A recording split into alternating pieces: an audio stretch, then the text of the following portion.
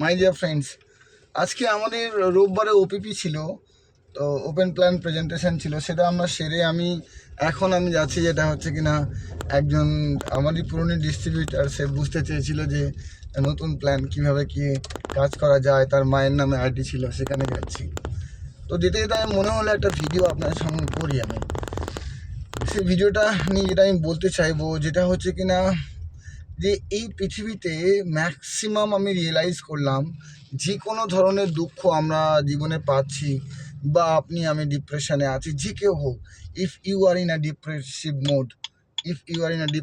Mode, তাহলে কেন এই ডিপ্রেশনটা অ্যাকচুয়ালি ঘটছে আমাদের সঙ্গে। তো আমি ভাবলাম একটা দারুণ কথা আপনাকে বলি।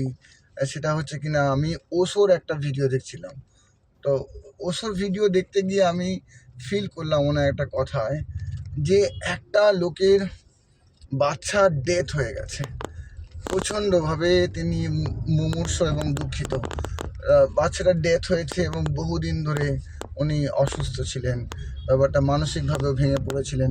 সেই ক্ষেত্রে হঠাৎ করে দেখা গেল যে একদিন একটা মেডিকেল রিপোর্ট, পুরনো ডিএনএ রিপোর্ট যখন সামনে এলো, দেখলো যে ওই বাচ্চাটি ওই ভদ্রলোকের নয়, বায়োলজিক্যাল প্যারেন্ট কিন্তু উনি নন। যখন উনি জানতে পারলেন যে ওই বাচ্চাটি ওনার বায়োলজিক্যাল বাচ্চা নয়, ওনার যে ডিপ্রেশন, ওনার যে দুঃখ, সেটা অ্যাবসলিউটলি আর্ধেক হয়ে গেল মাই ডিয়ার ফ্রেন্ডস। হ্যাঁ, আপনি বলবেন তাহলে কি উনি আর বাচ্চাটিকে ভালোবাসে না? হ্যাঁ, বাচ্চাটিকে ভালোবাসে।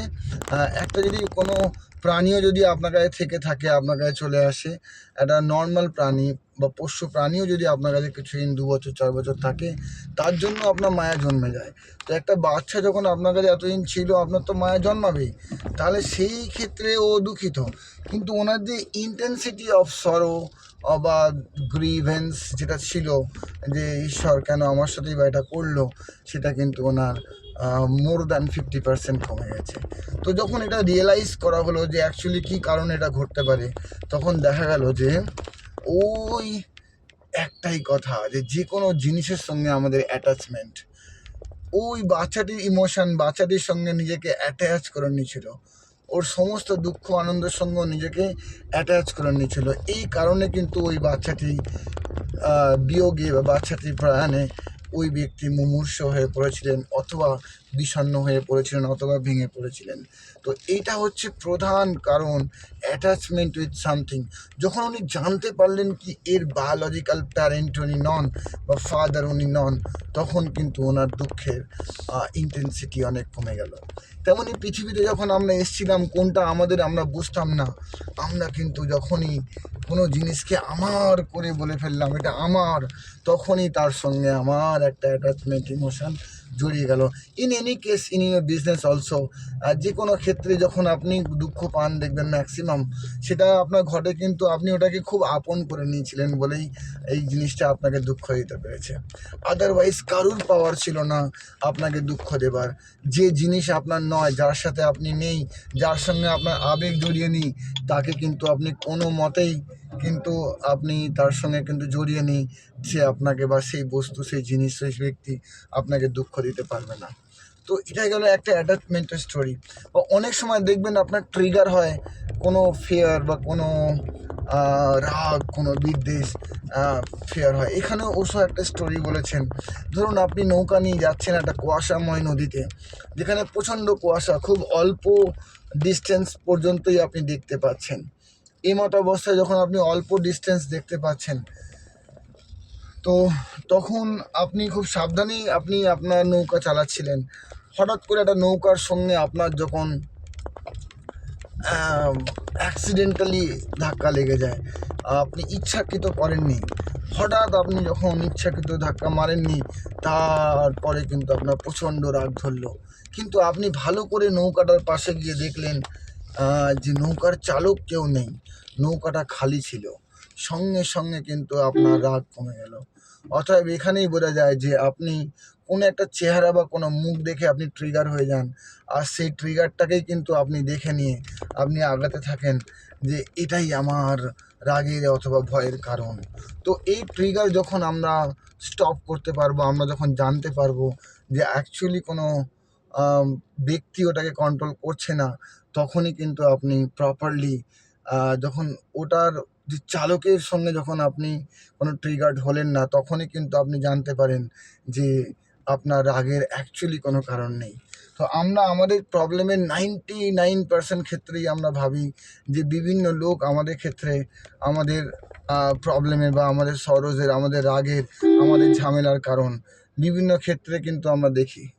কিন্তু সেক্ষেত্রে যদি আপনি ভালো করে দেখেন, 99% লোকই কিন্তু আপনাকে নিয়ে ভাবনার কোনো চিন্তা নেই, আপনাকে নিয়ে ভাবনার কোনো চিন্তা নেই, আপনাকে নিয়ে ভাবছেও না এই পৃথিবীর বুকে।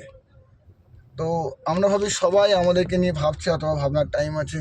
অ্যাকচুয়ালি আপনাকে নিয়ে ভাবার মতো টাইম পৃথিবীর কারোর আর নেই, মাই ডিয়ার ফ্রেন্ডস। তো সেই জন্য বলছি যে আপনি অ্যাটাচমেন্ট লোকের সঙ্গে যেটা করেছেন বা অ্যাটাচড হয়েছেন সেখান থেকে বার হন। আর যেটা হচ্ছে কি না, আপনার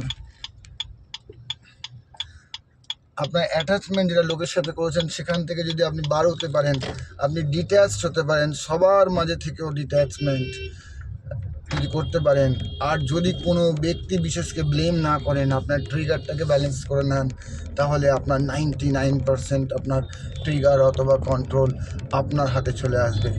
তো আপনি ওই চালকবিহীন নৌকাটাকে দেখুন, যে যেখানে আর কেউ নেই ট্রিগার হওয়ার মতো, আপনাকেই সাবধানে চলার ছিল, ওই নৌকা যাতে ধাক্কা না লাগে।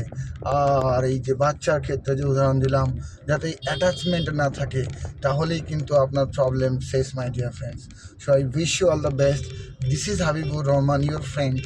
আমরা আমাদের নতুন ট্রেনিং সিস্টেম লঞ্চ করতে যাচ্ছি, যে ট্রেনিং সিস্টেমের মাধ্যমে আপনারা এই ধরনের আরও গল্প আপনারা জানতে পারবেন। এবং যেটা আমাদের ট্রেনিং সিস্টেমের উদ্দেশ্য হচ্ছে নিউরো লিঙ্গুইস্টিক প্রোগ্রামিং বা এনএলপির মাধ্যমে আপনার ফিউচারকে মজবুত করা, আপনার ফিউচারকে আরও ক্ল্যারিটি দেয়া। ম্যাক্সিমাম মানুষ বিষণ্ণতা এই কারণে ভোগে, তার ফিউচারে ক্ল্যারিটি নেই, সে নেক্সট 5 ইয়ার্সকে প্ল্যান করছে না। তো মাই ডিয়ার ফ্রেন্ডস, আপনি ক্ল্যারিটির সঙ্গে যদি বাঁচেন, আপনার জীবন অন্যরকম হবে। আর ক্ল্যারিটির সঙ্গে যদি না বাঁচেন, তাহলেও আপনার জীবন একরকমভাবে কাটবে, দুটো রেজাল্ট কিন্তু এক হবে না। তো আপনার আমার উদ্দেশ্য শুধু আমার জন্য নয়, আপনার আমার উদ্দেশ্য হচ্ছে অন্যের লাইফে কন্ট্রিবিউট করা, সেটা আমরা করবো, মাই ডিয়ার ফ্রেন্ডস। আমি খুব হ্যাপি যে আমার ভিউয়ার্স বাড়ছে। আমার আমার যেটা 555 আমার আগে সাবস্ক্রাইবার ছিল ইউটিউবে, ওটা 598 হয়েছে। আজকে হচ্ছে আপনার 17ই জুলাই, রবিবার, সন্ধে অলমোস্ট এখন 8:30 15টা বাজে। তো এই অবধি আমার 598টা হয়েছে। আর দুটো আমার হলেই আর কিন্তু 600 কমপ্লিট হবে। খুবই ছোট্ট চ্যানেল, বাট ছোট্ট শুরুয়াত হয়েছে, ছোট্ট শেষ হবে না। আমার টার্গেট হচ্ছে 10 মিলিয়ন পিপল পৌঁছানো, আর সেটা আমরা পৌঁছাবো। আপনারা সঙ্গে আছেন, যারা এই প্রথম দিকে সাথ দিচ্ছেন, এগুলো অবিস্মরণীয়। আমার চ্যানেল গ্রো হবার পরে যারা সাথ দেবেন তাদেরকেও ধন্যবাদ, কিন্তু প্রথমের এই সাথীগুলো আমি চিরকৃতজ্ঞ আপনাদের কাছে। থ্যাংক ইউ আমার সঙ্গে থাকার জন্য। আপনাদের জীবন মঙ্গলময় হোক। আর আপনারাও সোশ্যাল মিডিয়ায় প্ল্যাটফর্মে পজিটিভলি নিজেরা আসুন, কারণ এই পৃথিবী আরও সুন্দর পৃথিবী। আমরা নিজের জীবনটা সুন্দর করলেই পৃথিবীটা সুন্দর হবে। এবং একমাত্র এটা হতে পারে ক্ষমা ধর্ম, ভালোবাসার ধর্ম, এই দুটো দিয়েই একমাত্র পৃথিবীকে সুন্দর করা সম্ভব, my dear friends. I wish you all the best. Thank you very much everyone.